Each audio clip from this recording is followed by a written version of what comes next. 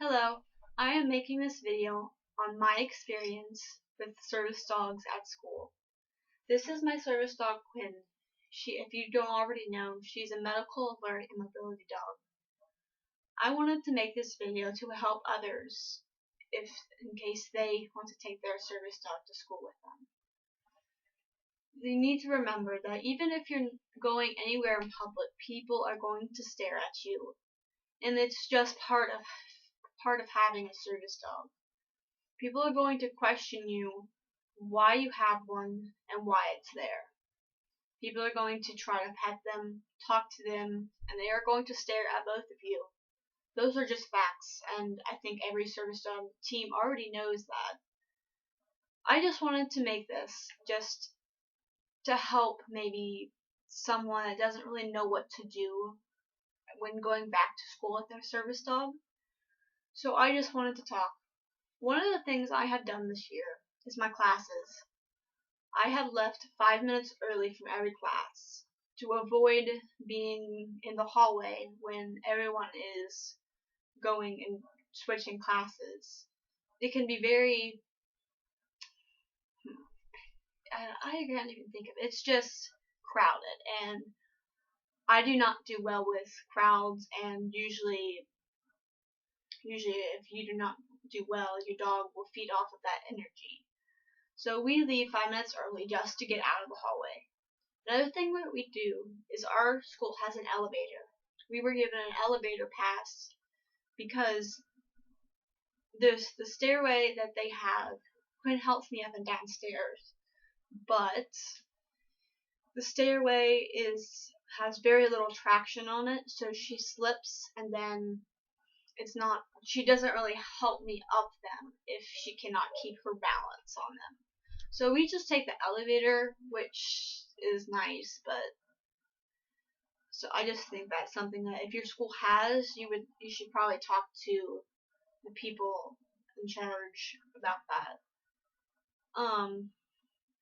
Position in classroom. Usually how my classroom is set up is that usually we have we have one desk and a desk right next to it, usually about two. So what I have been doing is we have had me sitting in one desk and the desk is empty next to me. And Quinn would usually sit in between the two chairs. And if that is not the case, if they're just in single rows or however else it's set up, I have her sit under my chair and her head at my feet. So if you are sitting down, then she would be almost underneath you. Meeting my new teachers this year was very stressful, I think, for the both of us. But I mean, service dog is a whole new experience for my school at least.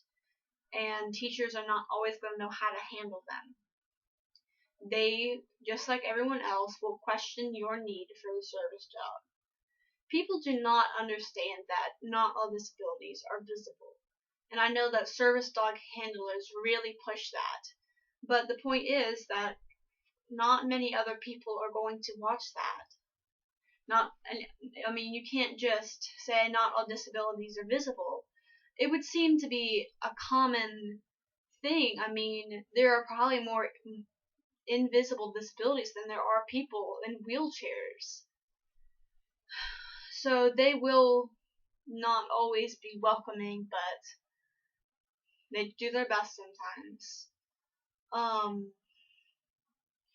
Another thing that I had when I got Gwen was we had her no hand leashes that wraps around you like a sash. And we had gotten a service dog, no touch, no talk, no eye contact sleeve, and it was originally on her leash.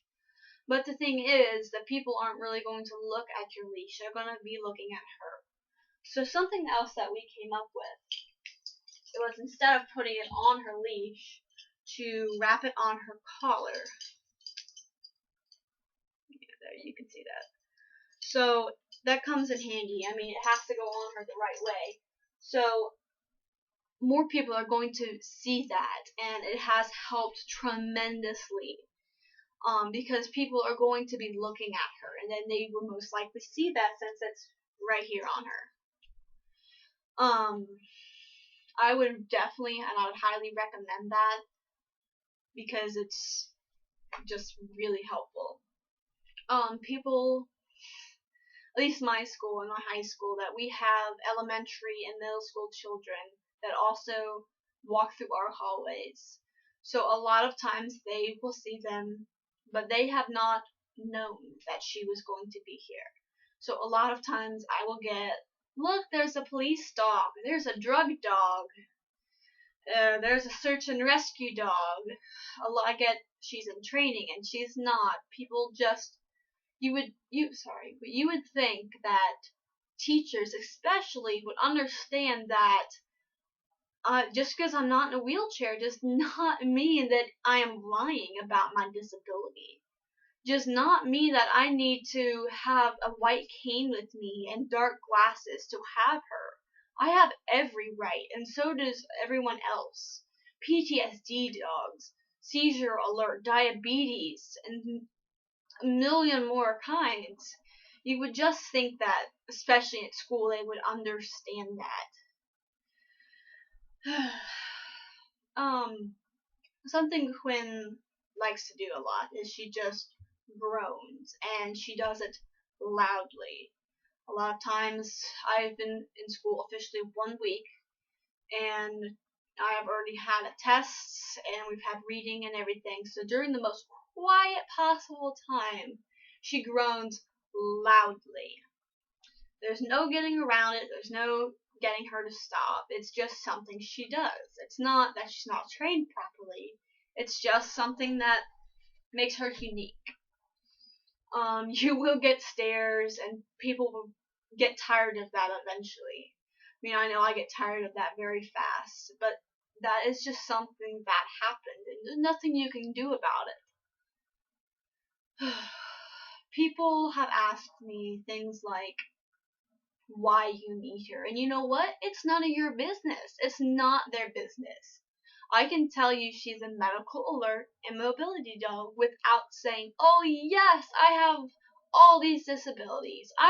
My personal life, you do not need that. It's my information, and I do not need to tell you it just because you want to know what she does. I can tell you that she retrieves medicine for me. She can go get help. She helps me up and down stairs. She can alert me to a medical condition. I do not need to tell you why. Previous videos I have said why I need her, so I mean there's really no point. I'm just trying to make sense of this, and it's just frustrating.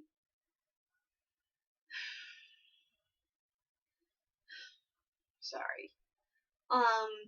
We have not yet gone to band yet, but it will be starting very soon. And she has been in orchestras, but brass sections are very new to her. And she is not a huge fan of the brass, but she gets used to them.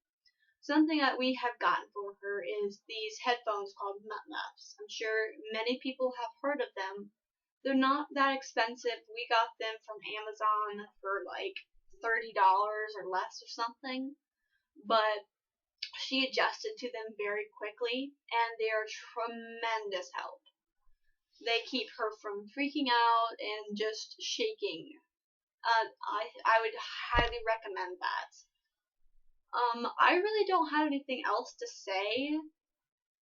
That's really all I can think about, but I'm sure I'll make another video soon. So thank you for watching this. See you guys.